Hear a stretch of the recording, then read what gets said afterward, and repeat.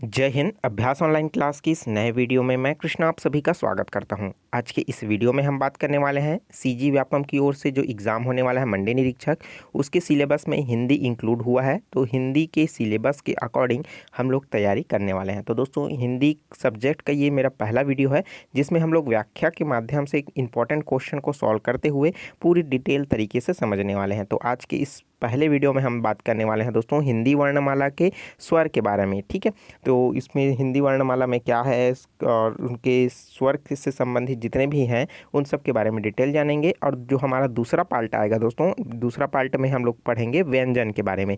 जितने भी व्यंजन हैं उन सब के बारे में हम लोग डिटेल से देखेंगे सेकंड पार्ट में।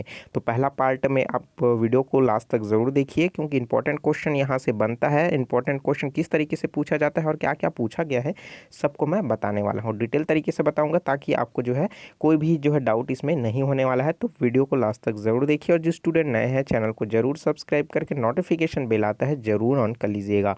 ठीक है, और वीडियो को सभी के अपने फ्रेंड सर्कल में और व्हाट्सएप ग्रुप, फेसबुक ग्रुप सभी के पास शेयर कीजिए। चलिए दोस्तों, वीडियो स्टार्ट करते हैं। तो हमारा आज का टॉपिक है दोस्तों वर्ण एवं ध्वनि। तो वर्ण होता क्या है? तो हम की कोई भी चीज़ की जो लिपि होती है उसकी सूक्ष्मतम इकाई को क्या कहते हैं दोस्तों? वर्ण कहते हैं। ये जो वर्ण होता है वो लिपि फॉर्म में होता है, और ध्वनि जो होता है दोस्तों उस लिपि का जो है मुख के माध्यम से निकला हुआ ध्वनि। ठीक है, वही क्या कहलाता है? हमारे लिए ध्वनि कहलाता है। आवाज़ जो निकलती है वो ध्वनि कहलाता है। जैसे वर्ण का क्या होता है दोस्तों, ये एक सूक्ष्मतम इकाई होता है किसी भी लिपि का।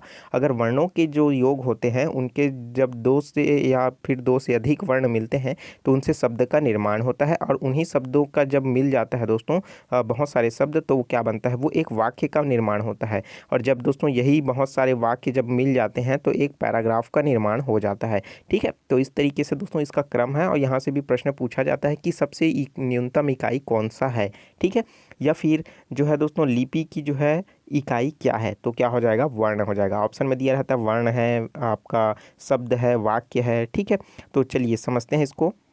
तो देखिए, मैंने जो बताया था जो वर्ण है और ध्वनि है, तो ये जो है दोस्तों पूरी तरीके से भाषा के अंतर्गत आता है। और जो लिखित फॉर्म में रहता है वो हमको लिखित वर्ण कहलाता है, और जो मौखिक फॉर्म में होता है वो क्या कहलाता है दोस्तों? जो है ध्वनि कहलाता है। ठीक है, तो चलिए एक एक करके सभी को हम लोग देख लेते हैं डिटेल से। तो सबसे पहले बात कर लेते हैं दोस्तों वर्ण की। तो वर्ण होता क्या है? ठीक है, तो भाषा की सबसे छोटी इकाई जो होता है उसको क्या कहा जाता है? ध्वनि कहा जाता है। ठीक है, इकाई को क्या कहा जाता है? ध्वनि कहा जाता है। इन्हीं वर्णमाला के अंतर्गत आता है। और वर्ण उस मूल की ध्वनि को कहते हैं जिसे खंड एवं टुकड़ों में नहीं किया जा सकता। ठीक है, तो उस जो ध्वनि दोस्तों जिसको हम लोग और भी टुकड़ों में नहीं तोड़ा जा सकता वो क्या कहलाता है? वर्ण कहलाता है। जैसे हो गया अ, ई, क, छ इत्यादि। तो ये सब किसके प्रकार हैं दोस्तों? वर्ण के अंतर्गत आते हैं। और अगर बात करें वर्णमाला की, तो जब क्या होता है उन सभी वर्णों को जो हम लोग हमारे लिए उपयोगी है उस लिपि में, जैसे चाइनीज़ का हो गया, आपने देखा होगा क्या क्या लिखा रहता है, कुछ समझ ही नहीं आता, उन लोग समझते हैं। तो उन लोग की जो छोटी छोटी जो टुकड़े होते हैं, वर्ण होता है, उनका जो समायोजन के माध्यम से सुबद्ध तरीके से उसको जो रखा गया है वो रखा गया होगा उसको भी, तो उसको क्या कर बोलेंगे? उस अकॉर्डिंग उसको वर्णमाला बोलेंगे। उसी अकॉर्डिंग दोस्तों जो हम हिंदी में जो पढ़ते हैं उसमें जो हम लोग पढ़ते हैं स्वर, व्यंजन, इन सबको क्या किया है? व्यवस्थित क्रम में जमा करके रखा गया है। तो उन्हीं को ही क्या कहा जाता है? वर्णमाला के नाम से जाना जाता है। आपने क्लास 1 क्लास 2 में इनको अच्छे से पढ़ा होगा। ठीक है, तो वर्णों की जो है व्यवस्थित समूह या समुदाय को वर्णमाला कहते हैं। और यहाँ से प्रश्न आता है दोस्तों कि जो है मूलतः हिंदी में कितने वर्ण हैं? तो मूलतः दोस्तों 52 वर्ण है। इंपॉर्टेंट क्वेश्चन है, नोट डाउन कर लीजिए दिमाग में अच्छे से। 52 वर्णमाला है। ठीक है, उसी तरीके से इंग्लिश में कितना है दोस्तों? आपका स्वर और जो है दोस्तों वॉवेल, तो ये सब मतलब वॉवेल और कॉन्सोनेंट मिला करके उसमें इंग्लिश में 26 है। तो इसमें हिंदी में कितने हैं? 52 है। तो लेकिन 52 में भी अलग अलग प्रकार हैं, तो आप रखिए कुल जो है 52 है। और स्वरों की जो संख्या है वो कितना है दोस्तों? 13 है। तो कौन कौन से स्वर हैं दोस्तों? 13। अ है, आ है, ई है, ऊ है, री है, ए ओ औ अम आहा। ठीक है, तो इन सबको मिला करके क्या कहा जाता है? स्वर कहा जाता है। अगर व्यंजन की बात करें तो दोस्तों इसमें जो है 33 व्यंजन इसमें हिंदी वर्णमाला में दिए गए हैं। तो हिंदी वर्णमाला आपने पढ़ा होगा क ख ग घ अंगा च छ ज झ ञ ट ठ ड ढ त थ द ध न प फ ब भ म य र ल व श श ह और छत्री त्रज्ञा। ठीक है, तो इस तरीके से दोस्तों आपने जो है वर्णमाला पढ़ा होगा। यहाँ से इंपॉर्टेंट क्वेश्चन है बनता है। ठीक है। आपके 1-2 नंबर के क्वेश्चन इस यहाँ से आता ही है। उसी तरीके से व्यंजन की बात होगी, अब क्या होता है संयुक्त व्यंजन। जब दो संयुक्त जो व्यंजन है मिल जाते हैं तो क्या कहलाता है, वो संयुक्त व्यंजन कहलाता है। अब संयुक्त व्यंजन कैसे हो गया दोस्तों, जैसे क्या हो गया, मैं ये श्र की बात करूँ तो यह श्र जो है दोस्तों अलग अलग शब्दों से मिल करके बना है। उसी तरीके से त्र की बात करूँ तो दोस्तों अधत्र, अधता और ये का मिल करके बना है ये, ठीक है। तो इस तरीके से जो त्र का निर्माण हुआ है, उसी तरीके से इसमें और दिया है तो संयुक्त व्यंजन की संख्या कितना है, 4 है। उसी तरीके से उच्छिप्त व्यंजन, उच्छिप्त व्यंजन क्या होता है, ये इनकी जो संख्या है 2 है। तो उच्छिप्त व्यंजन देखिए मैं नहीं बता रहा हूँ, ये है ड और डा, ठीक है डा। तो ये क्या है दोस्तों, उच्छिप्त व्यंजन है। इनकी संख्या कितनी है, 2 है, ठीक है। तो आपको पता चल गया स्वर की संख्या कितनी है, 13। इंपॉर्टेंट है, आप इसको याद रखिए, नोट डाउन कीजिए, आता है प्रश्न और पूछा जा चुका है। 33 व्यंजन है, 4 संयुक्त व्यंजन है, 2 उच्छिप्त व्यंजन है, ठीक है। तो प्रश्न ये भी पूछा जाता है कि जो है इनमें से स्वर कौन सा नहीं है। तो इसमें दोस्तों बहुत जगह जो है अलग अलग के मान्यताओं के अनुसार री को जो है स्वर नहीं लिया जाता है और बहुत जगह लिया जाता है, लेकिन जो है व्यापम जो है दोस्तों इसको आंसर लेता है, ये जो है स्वर है। तो कुल स्वरों की संख्या क्या है, 13 है। तो यहाँ पास देख सकते हो आप, यहाँ पास तो आप इसका स्क्रीनशॉट लेना चाहो तो जरूरी स्क्रीनशॉट ले लीजिए, इंपॉर्टेंट है। अब बात कर लेते हैं दोस्तों इसके व्यंजन की। तो व्यंजन के लिए एक पर्टिकुलर अलग से वीडियो मैं लाने वाला हूँ, जिसमें मैं आपको बताने वाला हूँ कि व्यंजन क्या होता है, व्यंजन के प्रकार क्या होते हैं। तो पहले मैं इस वीडियो में हम लोग स्वर को कवर करने वाला है, तो थोड़ा सा इंट्रोडक्शन व्यंजन को मैं दे देता हूँ, ठीक है। तो इसमें व्यंजन जो है पहला जो है उसमें क्या आता है, स्पर्श व्यंजन। स्पर्श व्यंजन जो की संख्या है 25 और जिसमें से ये वर्गों में अलग अलग बटा है। तो 5-5 का जो वर्ण है वो उसमें बटा हुआ है। तो पहला जो आता है क वर्ण आता है, उसके बाद आता है च वर्ण, उसके बाद ट वर्ण, उसके बाद ता वर्ण, उसके बाद पा वर्ण।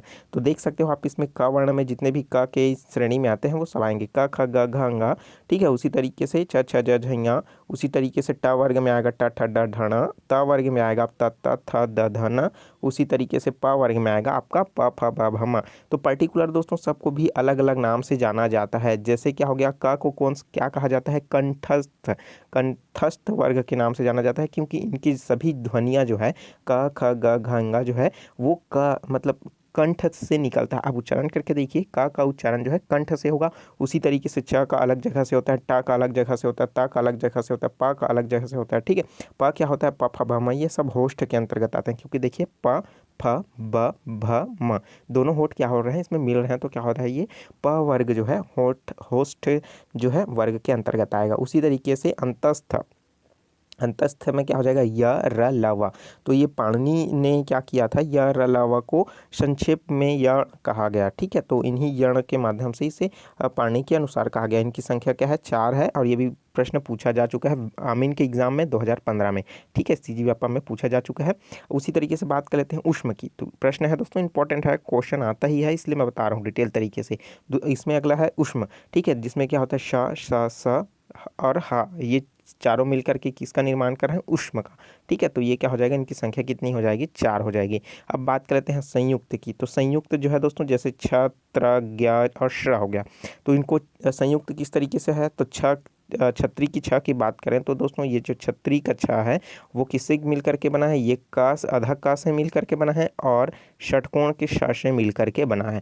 उसी तरीके से त्र की बात करें दोस्तों तो त्र जो है आधा ता से मिल करके बना है और इसमें जो है दोस्तों र से मिल करके बना है। आधा ता और र को जब जोड़ेंगे तो किसका निर्माण हो जाएगा, त्र का निर्माण हो जाएगा। उसी तरीके से ज्ञ की बात करें तो ये है दोस्तों आधा ज से मिल करके बना है और दोस्तों इ से मिल करके बना है, तब ये क्या बन गया है दोस्तों, आपका जो है ज्ञ बनता है इसका, ठीक है। तो इस तरीके से ये पूरी तरीके से संयुक्त रूप में है। और उसी तरीके से श्र है, ये जो है इनकी संख्या जो है टोटल मिलाकर के 4 है। तो आप देख सकते हो नीचे इसमें दिया हुआ है, ठीक है। उसी तरीके से हम बात कर लेते हैं पांचवा जो है उच्छिप्त। उच्छिप्त में है अणा और ढा, तो इसकी संख्या जो है दोस्तों 2 है, ठीक है। और भी बहुत सारे ऐसे जब पढ़ाऊंगा आगे तो आपको पता चलेगा कि जो जैसे का है और ठ है एक ही के अलग अलग नाम है, ठीक है। तो वो किस तरीके से अलग अलग नाम होगा आपको पता चल जाएगा। फिलहाल तो अभी आप यही समझिए कि अब उसके बाद पॉइंट देख लेते हैं दोस्तों संयुक्त व्यंजन जो मैंने आपको बताया अभी, ठीक है। इसमें क्या होता है कि 2 व्यंजनों के जो संयोग होता है उन्हीं के मेल से ही इनका जो है निर्माण हो जाता है। तो छत्री है, त्र हो गया, ज्ञ हो गया और श्र हो गया। प्रश्न ये भी पूछा जाता है इनमें से संयुक्त व्यंजन कौन सा नहीं है, ठीक है। तो ये क्या देगा देगा, इसमें स्र देगा, त्र देगा, ज ज्ञ देगा और आप ऑप्शन में ज या झ दे देगा। ठीक है, तो आपको पता है तो आप आंसर में टिक लगा दोगे। झ जो इसमें क्या हो जाएगा, संयुक्त व्यंजन नहीं है। तो प्रश्न में ये भी पूछ देता है कि इनमें से संयुक्त व्यंजन कौन सा है बताइए, तो आपको देखने को मिल जाएगा ज मिल जाएगा, झ ऑप्शन में दे देगा, उसके बाद आपको मिल जाएगा इया मिल जाएगा, उसी तरीके से कंफ्यूज करने के लिए, और त्र दे देगा। तो बताइए इसमें चारों में से कौन सा संयुक्त व्यंजन है, तो डेफिनेटली त्र जो है इसका क्लियर क्या हो जाएगा, संयुक्त व्यंजन हो जाएगा। तो इस तरीके से दोस्तों इसमें से प्रश्न पूछे जाते हैं, आप इसको याद रखिए, क्योंकि देखिए ये मेंस में भी जो है आमीन के एग्जाम हुआ है उसमें भी ये प्रश्न पूछा जा चुका है। इंपॉर्टेंट है दोस्तों, इसलिए आपको बता रहा हूँ, नंबर स्कोर करने के लिए बहुत इंपॉर्टेंट है। अब देख लेते हैं अयोग वाहक वर्ण, क्योंकि हमने पढ़ा है दोस्तों अयोग अ इ ई उ ए औ, यहाँ तक तो पढ़ लिए, लेकिन हमारे पास जो बचता है अम और आह, इन दोनों को क्या कहा जाता है दोस्तों, अम और आह को अयोग वाहक कहा जाता है, क्योंकि ये पूर्णतः स्वर और ना ही क्या है ये व्यंजन।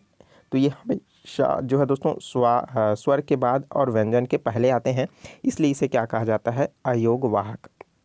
ठीक है, अगर इसकी बात करें दोस्तों तो भेदों के आधार पर स्वर वर्ण एवं क्या हो जाएगा, व्यंजन वर्ण के रूप में देखा जाता है। वर्णों के कितने भेद होते हैं दोस्तों, स्वर व्यंजन। ठीक है, और विसर्ग करके मत बोलना, तो इनको गलत हो जाएगा। ठीक है, तो वर्णों की जो भेद है, वर्णों के प्रकार कितने हैं, स्वर वर्ण है और व्यंजन वर्ण है। ठीक है, तो अब बात कर लेते हैं स्वर की, और व्यंजन की बात करेंगे नेक्स्ट वीडियो में। ठीक है, चलिए बात कर लेते हैं दोस्तों स्वर। स्वर क्या होता है, स्वर जो है एक स्वतंत्र रूप होता है जिसको हम लोग उच्चारण करने के लिए किसी और दूसरे वर्ण की ज़रूरत नहीं होती है। जैसे मैं आ बोल रहा हूँ तो मैं किसी दूसरे वर्ण की ज़रूरत पड़ रहा है क्या, नहीं पड़ रहा है। उसी तरीके से आ बोलूँ तो किसी वर्ण की ज़रूरत पड़ रहा है क्या, नहीं पड़ रहा है। अगर ज़रूरत भी पड़ेगा तो किसका पड़ेगा दोस्तों, स्वर का ही ज़रूरत पड़ेगा। ठीक है, छोटे वाले आ की ज़रूरत पड़ रहा है, आ बड़े आ बोलने के लिए। उसी तरीके से ई बोलने में किसी भी स्वर की ज़रूरत नहीं पड़ रहा है, ई बड़े ई बोलने के लिए किसी भी स्वर की ज़रूरत नहीं पड़ रहा है तो किसका, छोटे ई की। ठीक है, तो इस तरीके से क्या होता है, जो स्वतंत्र रूप में अपने आप में पूर्ण होता है वो क्या कहलाता है, स्वर। स्वर स्वतंत्र। ठीक है, तो इस तरीके से क्या होता है दोस्तों, स्वर कहलाता है। अब बात कर लेते हैं स्वर का वर्गीकरण भी किया गया है कि अलग अलग प्रकार के स्वर होते हैं। ठीक है, जैसे क्या हो गया, इसमें देख रहे हो आप, ये आ है, उसके बाद ये ई है, उसके बाद ऊ है, ये ए है और ओ है, ये सब क्या है, छोटे छोटे हैं। उसी तरीके से दीर्घ है, आ ई ऊ ए आपका ओ। ठीक है, ये ठीक है, तो ये सब क्या कहलाते हैं, दीर्घ स्वर कहलाते हैं। तो इसी के अनुसार जो है इसमें दो वर्गों में इसको बांट दिया गया है।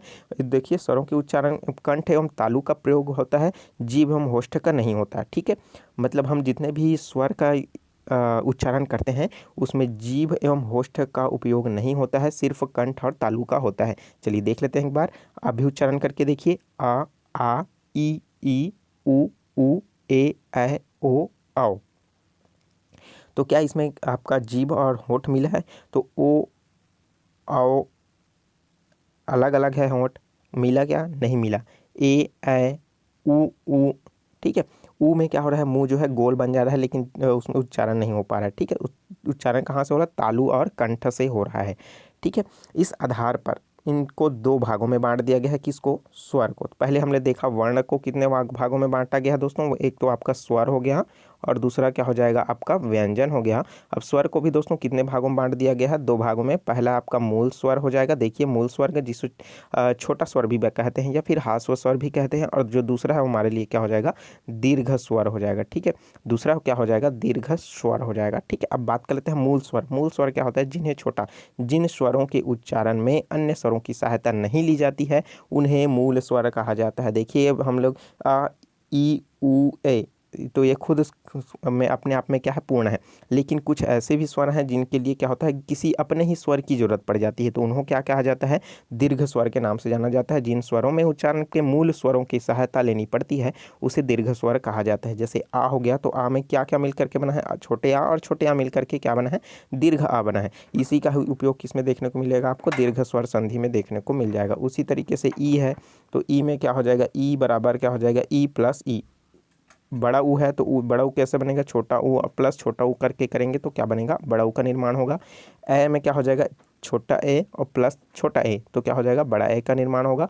उसी तरीके से ओ में क्या हो जाएगा, अ और ए जब मिल जाएगा तो क्या बनेगा, ओ बने जाएगा। ठीक है, अगर औ की बात करें तो औ जो है अ प्लस ओ जब मिलाएंगे तो क्या बन जाएगा, वो अ का निर्माण हो जाएगा। अब देखते हैं इसमें स्वरों की मात्रा। तो स्वर जो हम लोग जितने भी पढ़े हैं 13 स्वर, उनमें क्या होता है, मात्राओं का इसमें उपयोग होता है। उस आधार पर इसको जो है संकेत के माध्यम से दर्शाया जाता है। तो स्वर को बदलने, उनकी मात्रा को याद रख लिए, वहाँ से भी प्रश्न पूछा जाता है। तो स्वरों की मात्राओं के एक तरफ दिया है स्वर, दिया है एक तरफ मात्रा, उनका जो है उपयोग। ठीक है, तो देखिए यहाँ पास जो है अ, तो अ जो है हर प्रकार के आपका चाहे स्वर हो या फिर व्यंजन हो, इन सब में अ मात्रा का प्रयोग होता है। जो आपने ऊपर में लाइन खींचते हो वही क्या है, वो अ का ही जो है मात्रा है।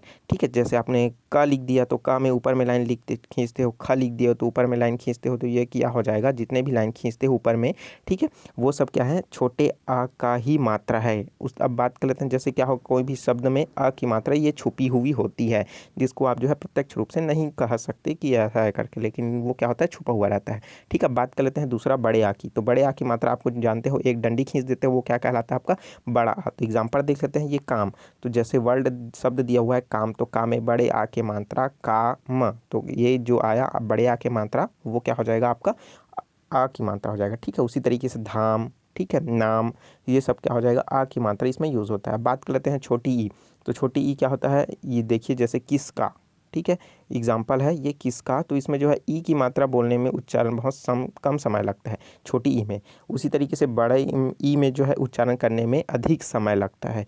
ठीक है, बड़े ई में, तो जैसे एग्जाम्पल की बात करें खीर, तो बड़ा खीर मतलब खीर जो है उसमें ई की मात्रा जो यूज़ हुआ है बड़ा ई, तो खीर, तो कंपेरिजन टू किसका, किसका में क्या है, छोटी ई है, और खीर में क्या है, बड़ा ई है।